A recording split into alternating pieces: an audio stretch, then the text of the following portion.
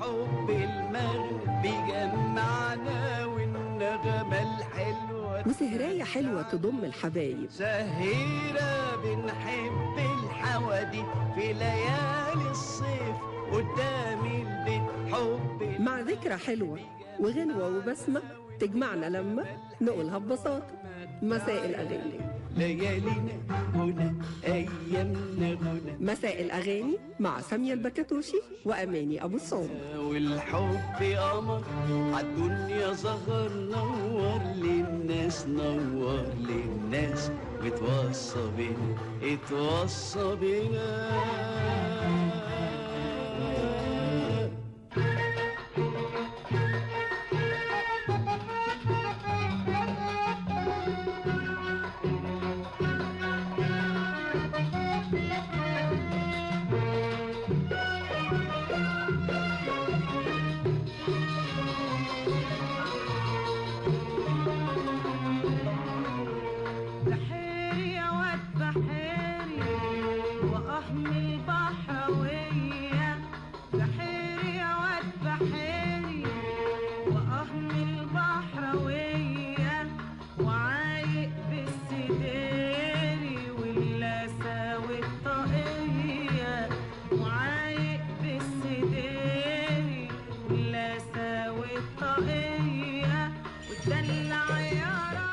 مساء النور والهنا على اللي بيسمعونا في كل مكان، وفترة جديدة ومساء الأغاني.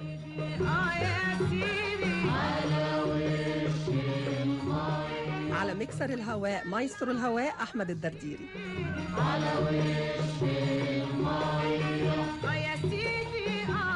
كنترول الإذاعة محمد فوزي. حلفتك يا مراكبي ودينا شوف حبايبي، حلفتك يا مراكبي ودينا شوف حبايبي، ودينا شوف حبايبي. ومعاكم سامية البكتوشي وأماني أبو الصعود.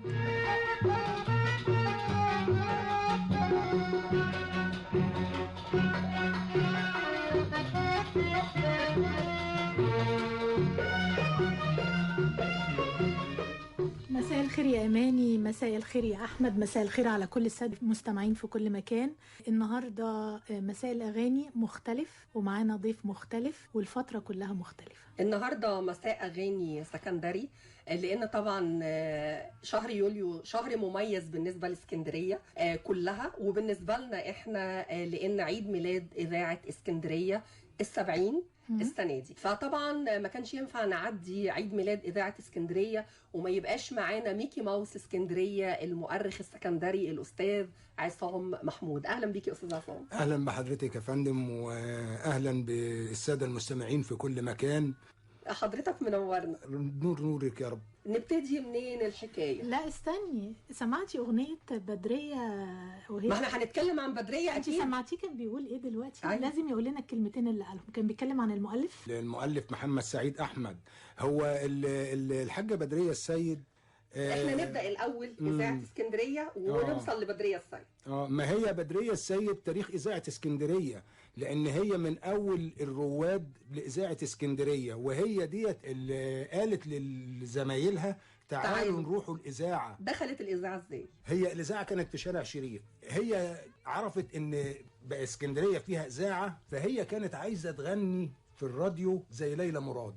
هي عشقها ليلى مراد، وأنا يعني بحتار ازاي ان بدرية السيد صوت بدرية السيد والقيثارة يعني في الموال، وبتعشق ليلى مراد وهي ملهاش علاقة بالموال. النوعين مختلفين خالص بالظبط كده. هي عايزة تغني في الراديو زي ليلى مراد.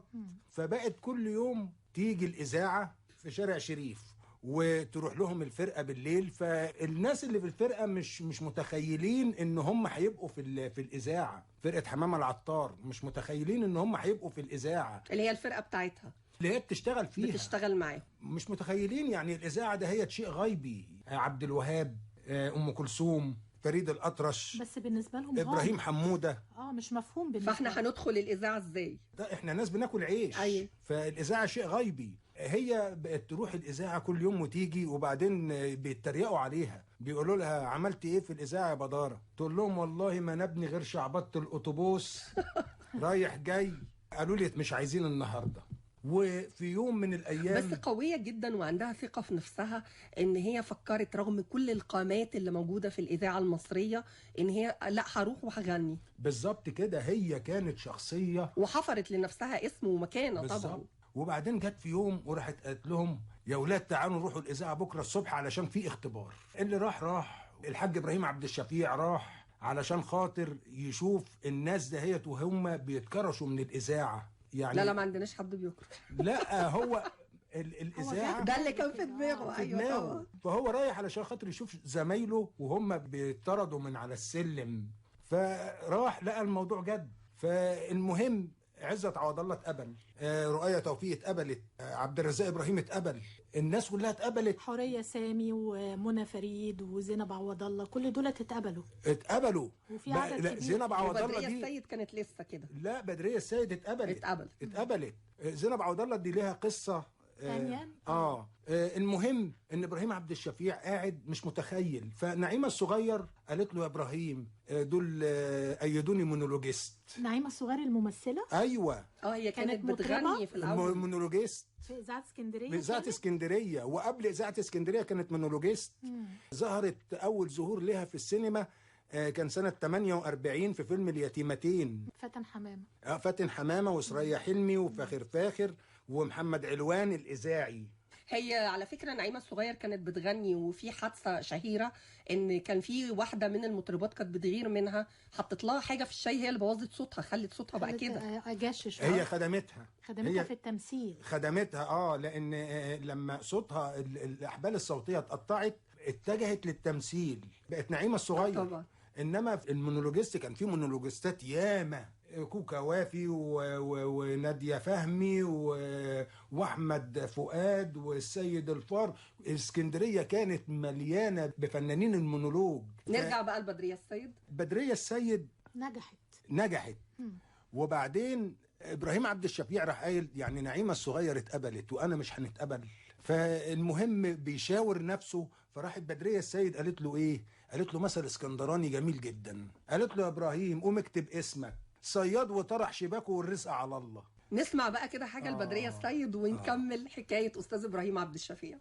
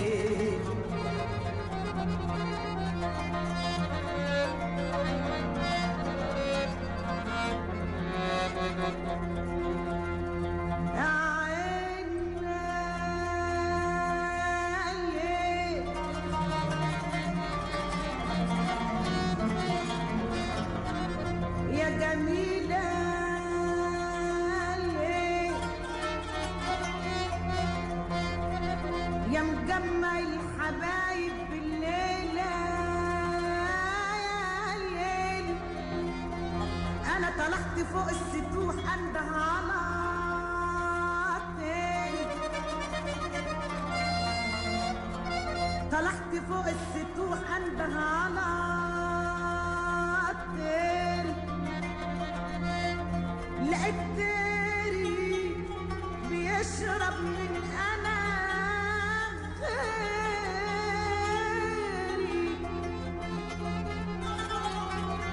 زعقت من عزمي ما بقولت يا طير، زعقت من عزمي ماني، زعقت من عزمي ماني وقلت يا طيري، قال لي زمانك مضى دور على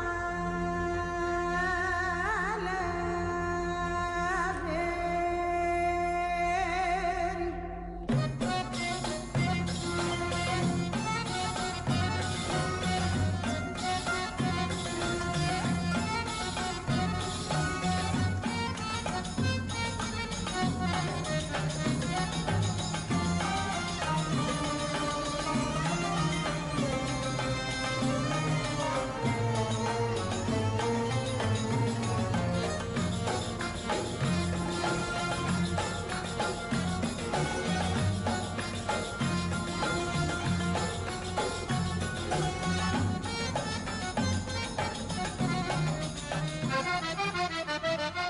مساء الأغاني على كل إمة.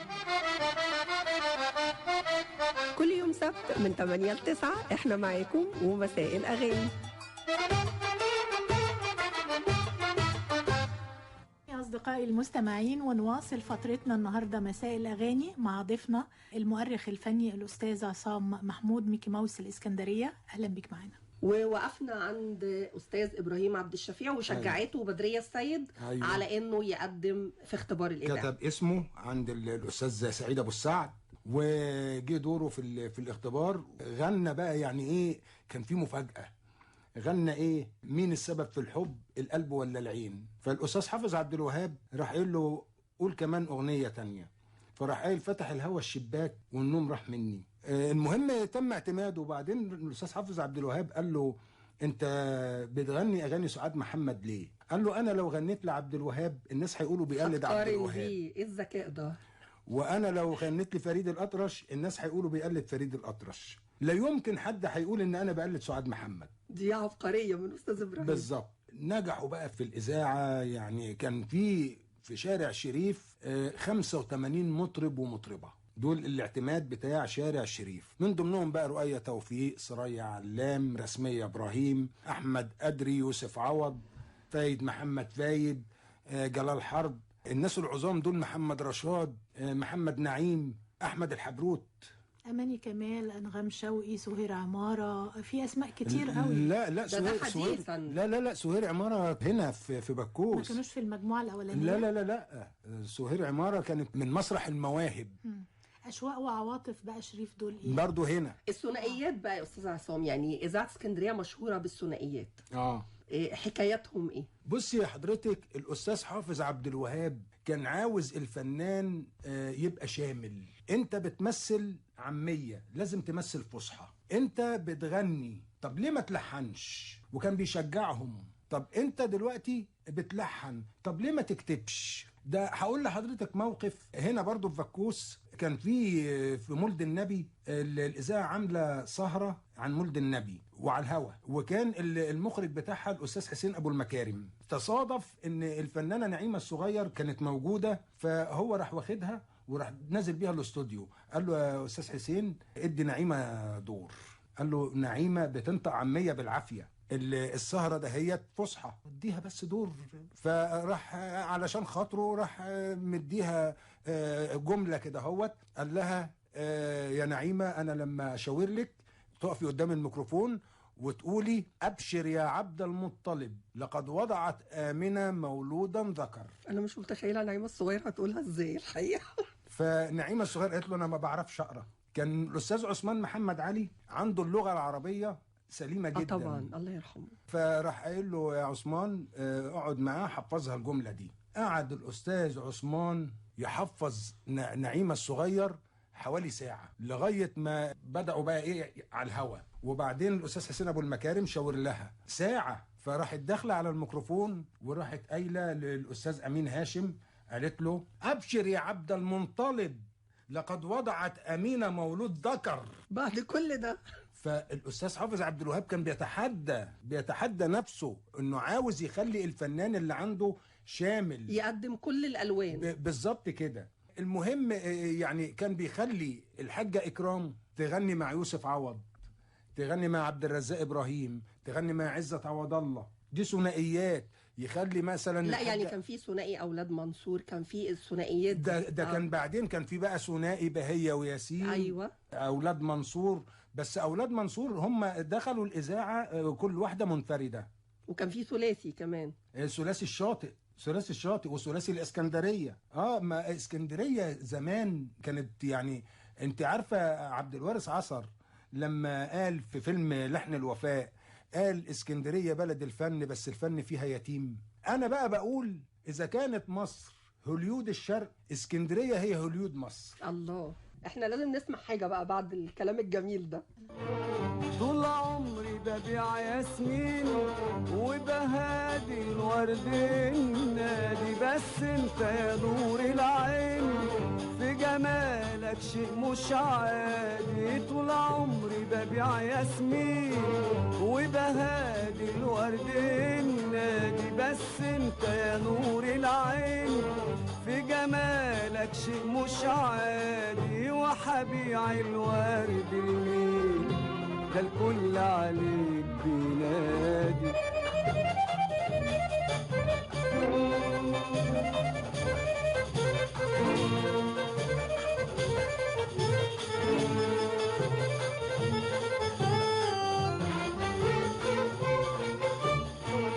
أنا عايش بين الورد والناس حبوني عشانه، وجمالك فاق الحد نسى المشتاق عنوانه.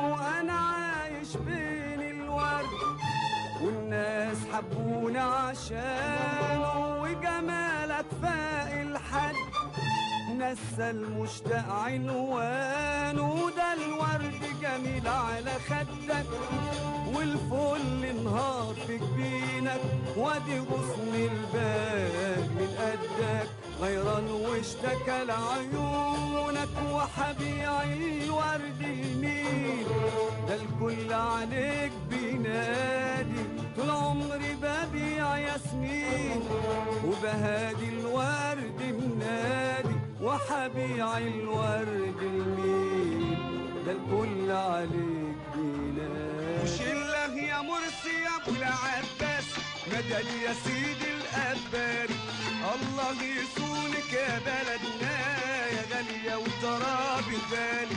شله يا مرسي يا ابو العباس مدد يا سيدي الأباري، الله يصونك يا بلدنا يا غالية وترابي غالي.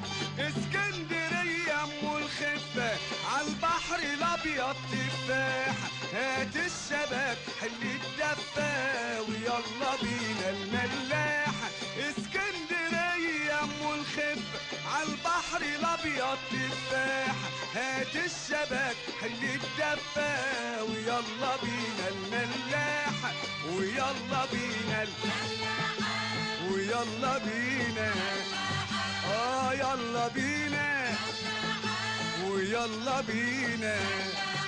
شله يا مرسي يا ابو العباس مدد يا سيدي الأباري، الله يصونك يا بلدنا يا غالية وترابي غالي. شله يا مرسي يا ابو العباس مدد يا سيدي الأباري، الله يصونك يا بلدنا يا غالية وترابي غالي. اسكندرية ام الخف عالبحر الابيض تفاح، هات الشباب حل الدفة ويلا بينا الملاحة.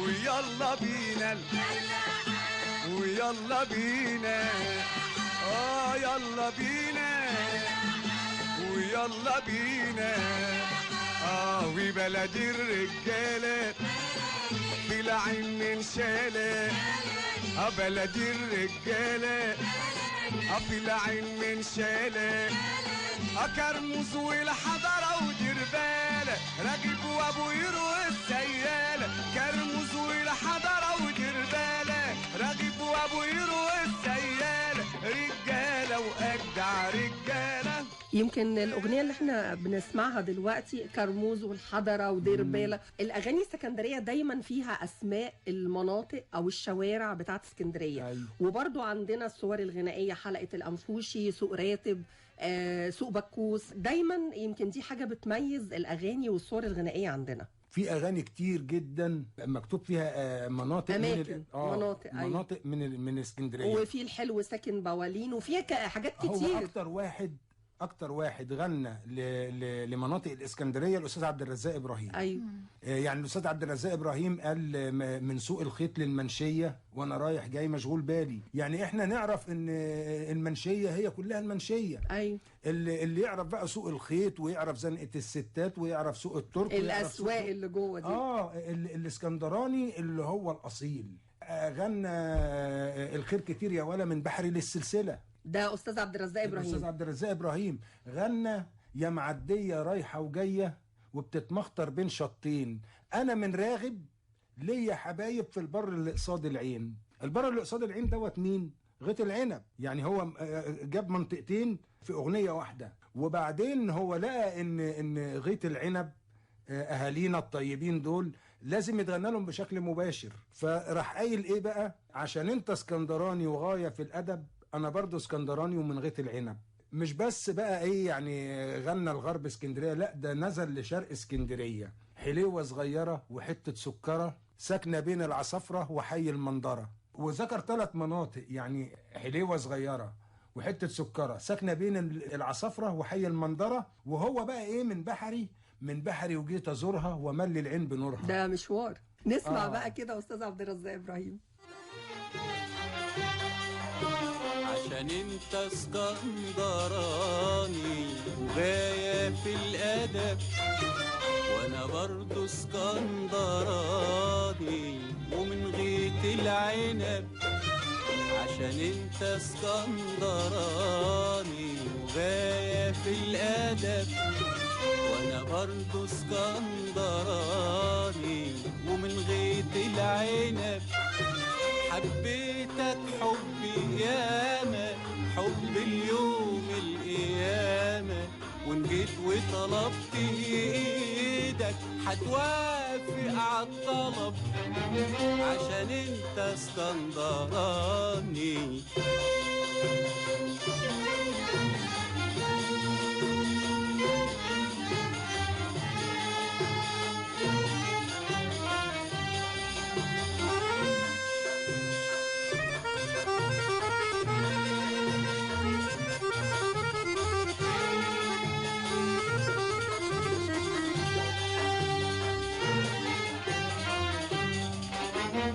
أمير الحسن هدي وشوف واسمع ما عندي، ده أنا عندي حاجات كتيرة والحب ماهوش بيدي.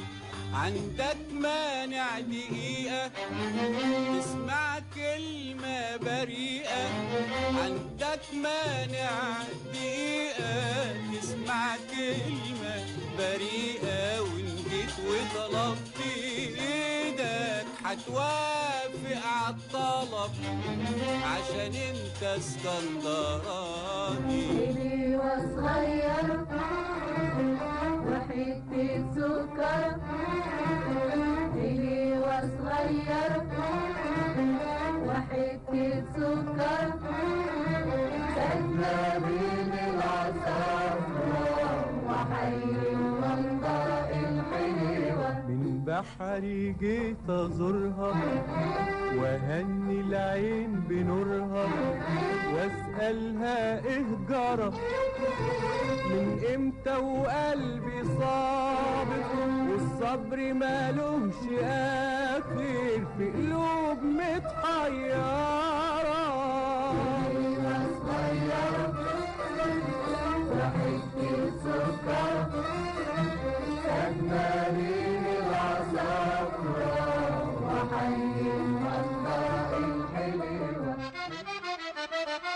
مساء الأغاني على كل إم. كل يوم سبت من 8 ل 9 احنا معاكم ومساء الأغاني. اسكندرية ألوان الغناء فيها مختلفة جدا ومتعددة جدا. كمان ده إلى جانب بقى الصور الغنائية، وزي ما انتي قلتي الألوان الغناء متعددة. عندنا كمان الغناء البدوي، جويدة الطلخاوي وحميدة موسى. هو المعروف ان اللي وضع الاغنيه البدويه على خريطه الاذاعه حميدة موسى. حميدة موسى دوت له قصه كبيره جدا. محمد عبد الوهاب الموسيقار الكبير كان هنا في اسكندريه، وكان عنده فيلا في جليم. مشى بالعربيه بتاعته لقى فرح بدوي، ولقى حميدة موسى بيغني، فنده قال له تعالى لي الفيلا بتاعتي الصبح. راح له الفيلا بتاعته وراح جايبه على شارع شريف، وقال للاستاذ حافظ عبد الوهاب عندك صوت بدوي كويس. لمجرد انه سمعه في الشارع بس. مع عبد الوهاب خبير اصوات. فالمهم اعتمد حميدة موسى، وهو راجع الاستاذ عبد الوهاب هو اللي موديه الاذاعه بعربيته ومرجعه بعربيته، وبعدين بيقول له يا حميدة انت بتحب تسمع مين؟ هو اتخيل انه هيقول له بحب عبد الوهاب طبعا. يعني راح له نحب نسمع فريد الأطرش نحبه كتير. الصراحه حلو. راح قال له يا حميدة انا كنت بحبك بس دلوقتي بعشقك لان انت صريح. المهم ان حميدة موسى هو اللي وضع الاغنيه البدويه على خريطه الاذاعه بترشيح من موسيقار الاجيال محمد عبد الوهاب، وكان بيشجعه الاستاذ حافظ عبد الوهاب، وكان الاستاذ التركي محمد ابراهيم كان بيكتب اغاني شعبيه. الاستاذ حافظ عبد الوهاب قال له انت مش بدوي؟ قال له ايوه. قال له طب ما تكتب اغاني بدويه. ده الاستاذ تركي. للاستاذ تركي. فراح كاتب اغنيه حلوه بالحيل واداها لحميدة موسى. الاغنيه دهيت كانت هي الخرزه الزرقاء للاغاني البدويه كلها، والاستاذ التركي محمد ابراهيم انطلق في الاغاني البدويه. طبعا اللي بيطور الاغنيه البدويه الاستاذ جويدة الطلخاوي، دكتور جويدة الطلخاوي. الاغنيه البدويه كان زمان العامل الاساسي بتاعها المجرونه، والتخت يعني بسيط جدا. طب نوضح للمستمعين ايه هي المجرونه؟ المجرونه آلة نفخ زي الناي كده. آلة نفخ خاصه بالصحراء الغربيه، بالبدو الغربي. فهي ديت كانت الموسيقى بتاعتهم. لكن الاستاذ جويدة الطلخاوي خلى الاغنيه البدويه تتعزف على اوركستر، طور الاغنيه البدويه. الاغنيه البدويه كنا احنا اسكندرانيه بنسمعها على طريق يعني ايه خفه الدم، على طريق حاجه مختلفه. لكن الاستاذ جويدة الطلخاوي لما ظهر وطور الاغنيه البدويه خلاها بقت يعني ما بقتش اقليميه، ما بقتش خاصه بالاقليم بتاع البيت. طب نسمعها الاول قبل ما تتطور. نسمع كده الاول حميدة موسى غنى. حميدة موسى كان بيغني اغاني ما يفهمهاش غير البدو. باللهجه كمان.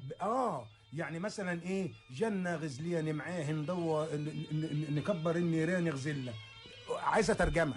طب نسمع الاول. جنة الميراد غاوي والبارات شوي بنت الجيران.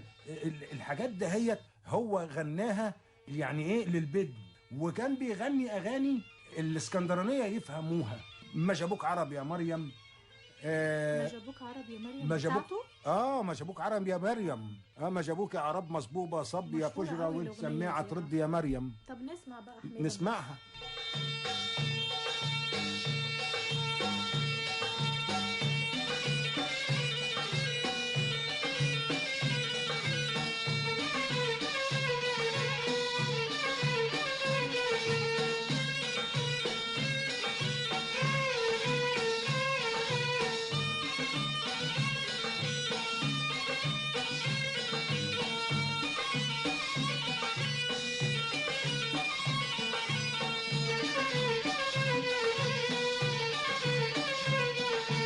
يا حلوة حلوة بالحيل مشوارك في الحب طويل، يا حلوة حلوة بالحيل مشوارك في الحب طويل، يا مخدود تقول نهار وعيون كيف ظلام الليل، انتي حلوة حلوة بالحيل والله حلوة بالحيل.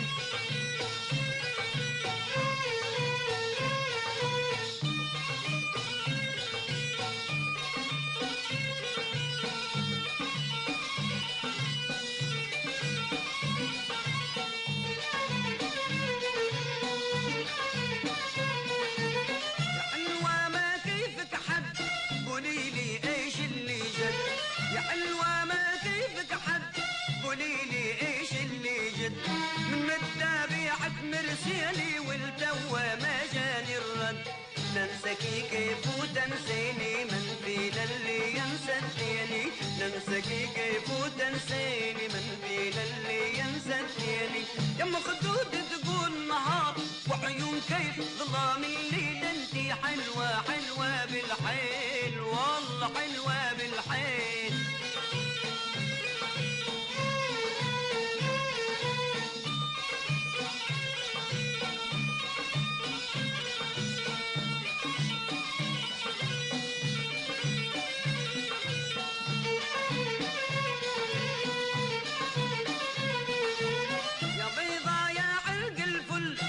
طيرا في الحب بل يا بيضا يا علق الفل نطيرا في الحب بل لو وافق بوك يا زينة نجيب سياقك فوق جمل ما يغلاش عليكي غالي ما نعرف من بعدك والي ما يغلاش عليكي غالي ما نعرف من بعدك والي يا مخدود تقول نهار وعيون كيف ظلام الليل انتي حلوة حلوة بالحيل والله حلوة جميلة بصراحة.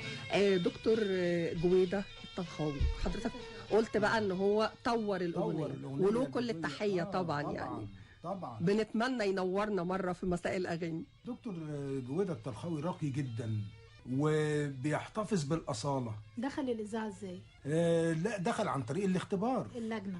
دخل وحضرتك قبل كده قلت اللجنة كانت قيود وشروط صعبة جدا. بالظبط، يعني ما كانتش بتعدي النسمة، وبالذات في الوقت ده. اقول لحضرتك حاجة، مثلا الأستاذ نادر زغلول. لا نكمل الأول دكتور جويدة وبعدين نتكلم عن أستاذ نادر. طب الله يرحمه. دكتور جويدة عمل أغاني كتير جدا وعمل برامج كتير جدا، وكان بيستضيف المطربين البدويين زي مثلا صالح بخشيم، عبد الستار بودومة وغالب بومطير، فرج العوامي. كان بيستضيف الناس دهيت، وكان يعني بيجيب بقى ايه العازفين بيستضيفهم، مثلا يعني مثلا زي عيد اللبناني، لطوف ابو جرجور. الناس ديت كان هو يعني بيوريهم كل للناس. بيقدموا غناء بدوي. وكان عامل في قناة 5 برنامج المربوعة. بيجيب المطربين البدويين ويعملوا حلقة وهم قاعدين على الأرض.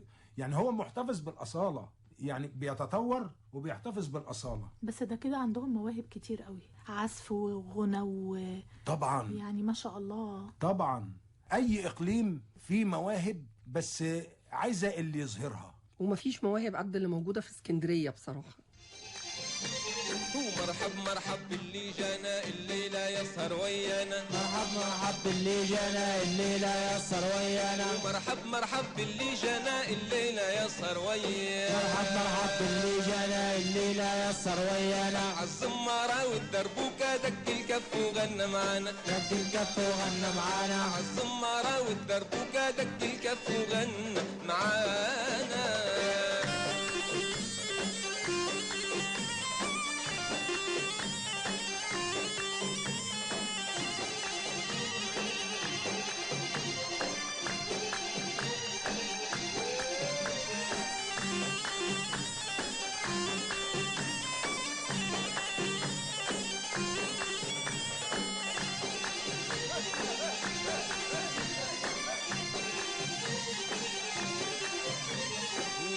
الافراح الليله او السهره اللي لما العيله. يا مرحب بالافراح الليله او السهره اللي لما العيله. مرحب بالافراح الليله السهره اللي لما العيله. حب الافراح الليله السهره اللي لما العيله. مرحب بالافراح الليله اهو السهره اللي لما العيله. مرحب بالافراح الليله هو السهره اللي لما العيله. يجعلها بالصحبه جميله وتضوي بالنور سمانه. يجعلها بالصحبه جميله وتضوي بالنور سمانه. وتضوي بالنور سمانه. ليش بتبكي وليش مهموم؟ ليش تقول من الخير محروم؟ ليش بتبكي وليش مهموم؟ ليش تقول من الخير محروم؟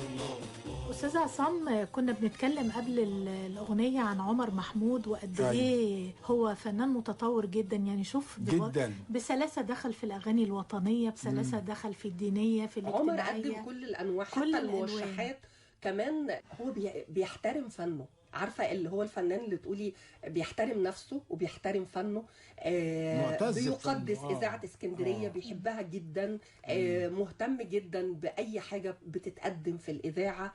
دايما يقول لك ده بيتي. لا الحقيقه عمر محتاج حلقه. هيقول عنه ايه بقى النهارده؟ احنا كلامنا فيه يعني شهادتنا فيه مجروحه، لانه هو صديق يعني قبل ما يكون فنان احنا بنتعامل معاه. مش مجرد فنان، بس كان من الذكاء ان هو يعمل هذا التنوع ما بين كل الالوان. هقول لحضرتك حاجه، استاذ عمر محمود بيغني شعبي بالشوكه والسكينه، بمعنى انه بياكل فلافل على السفره. يعني مثلا اغنيه سماره، يا ريت نسمعها. سماره دهيت اغنيه شعبيه بحته، ولكن لما تسمعيها تحس ان هي في رقي وهي يعني شعبي برقي. وبعدين هو الاول غنى سمره يا نسمايه، وبعدين غنى سماره، فالناس طلعت عليه مطرب السمر. وبعد كده هو انطلق بقى في الاغاني الوطنيه والاغاني الرومانسيه والاغاني الاسكندرانيه والاغاني الدينيه والاغاني الوطنيه، المسحراتي، يعني حاجات انواع كتير. عمر محمود قدم كل الوان الفنون. اسكندراني انا، من راس التين ابويا صياد لابس سديري، علمني الصيد وقال لي ما اصطادش في بحر غيري، عن جدي الاولاني ورثت الانسانيه، ما انا ابن اسكندريه. بقول لحضرتك بيشرف اسكندريه في اي مكان. نسمع سماره بقى. نسمع سماره. الحاره واهل الحاره وفايت قلوب الكل حياره، وانا من بسمه ولاجل الاسمه قلبي ارتاح لك او يا سماره، قلبي ارتاح لك او يا سماره.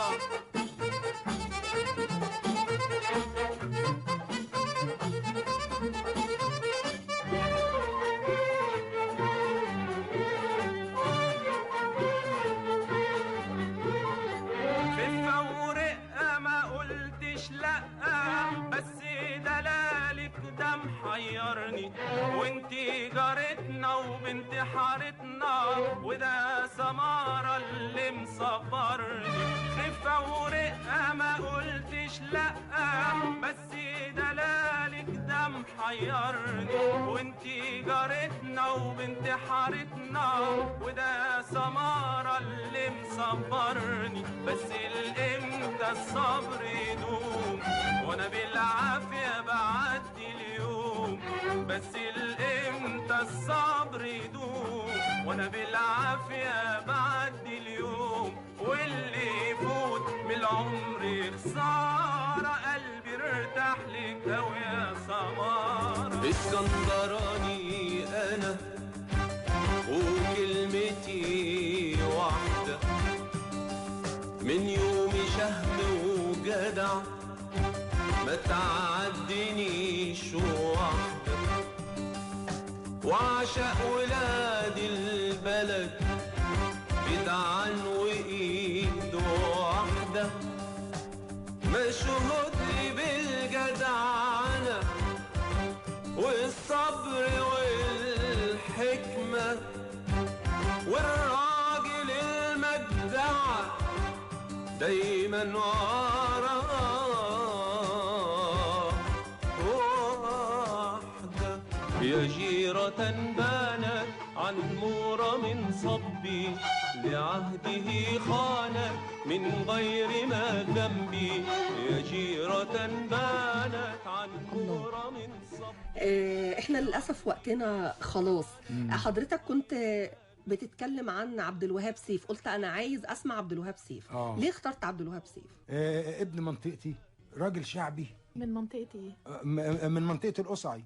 عبد الوهاب سيف من منطقة القصعي، من شارع سيدي محمد التركي. حكايته مع إذاعة اسكندرية ايه؟ هو حكايته كان بيشتغل في الافراح الاول، وبعدين جه يتقدم للاختبار وعمل حاجات بسيطة كده هوت، وبعد كده هوت قدم تتر مسلسل الغزالة. على الغزالة تلاقينا فلاح صعيد ابن مدينة. الأغنية دهيت كانت هي وش السعادة عليه. عمل بقى حاجات كتير للإذاعة، الله يرحمه ويسامحه. وكان بيقول الموال السكندري كما أنزل. طيب نلحق بقى نسمعه قبل وقتنا ما يخلص. وكان الحاجة إكرام كمان. هو الحقيقة احنا عشان نتكلم عن فنانين إذاعة اسكندرية احنا محتاجين حلقات وحلقات.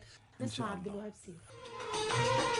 أوصيك تروح يا هوا للحلوة وتمسك الحلوة وتمسك وشوش ورود خدها حلفها بالمرسي حلفها بالمرسي أوصيك تروح يا هوا للحلوة وتمسك الحلوة وتمسك وشوش ورود خدها حلفها بالمرسي حلفها بالمرسي مش باينة ليه يا ترى يا ترى ده عيوني مستنظرة هو للأسف وقتنا خلص، لكن احنا كنا سعداء جدا وكان منورنا النهارده في مساء الأغاني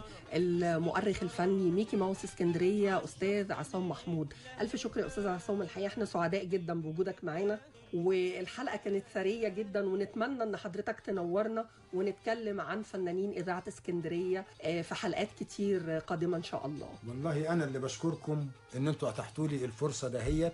أنا أسعد منكم طبعا، لأن أنا قاعد في بيتي في إذاعة اسكندرية وعشقي الأول والأخير، وأنا تحت أمر إذاعة اسكندرية وتحت أمركم. أنا ملك يمين إذاعة اسكندرية. دايما منورنا يا رب. أسعدتنا بحكاياتك الجميلة اللي أول مرة نستمع ليها. بنشكركم أصدقائي المستمعين، بنشكر زميلنا مهندس الصوت أحمد الدرديري. شكرا يا أماني إنك فكرتي في الفترة الحلوة دي. شكرا أصدقائي المستمعين، نقابلكم الأسبوع القادم وفترة جديدة من مساء الأغاني مع أماني أبو السعود وسامية البكتوشي، ومن غرفة الكنترول الرئيسية محمد فوزي. رقة طبيعية مليانة حنية، رقة طبيعية مليانة حنية، والضحكة يا عيني يا عيني تشغل وبتناسي، مش باينة ليه يا ترى يا ترى ده عيوني مستنظرة عالشط متلهفة، قلبي اللي تاه مساء الأغاني على كل إم، كل يوم سبت من 8 ل 9 احنا معاكم ومساء الأغاني.